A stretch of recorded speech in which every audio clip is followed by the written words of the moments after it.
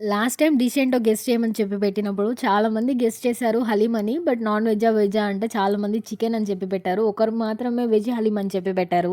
వాళ్ళొక్కరే correct అండి. మిగిలిన వాళ్ళందరూ చికెన్ అనుకున్నారు. రాంగ్ అది.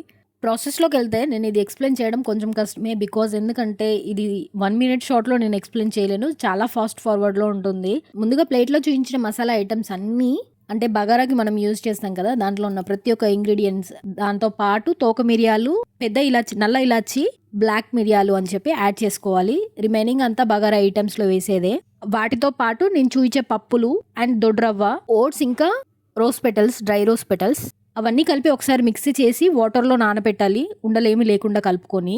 వెజ్ హలీంకి ఎక్కువగా యూజ్ అయ్యే మెయిన్ ఇంగ్రీడియెంట్ ఏంటంటే అసలు టేస్ట్‌ని తెప్పించేది సోయా చంక్స్ అన్నమాట. సోయా చంక్స్ లేని వాళ్ళు సోయాని కూడా వాడొచ్చు. అంటే మిక్సీ చేసి బరకగా. అండ్ ఈ రెసిపీలోకి మనకి చాలా నెయ్యి పడుతుంది. దాంతోనే యాక్చువల్ టేస్ట్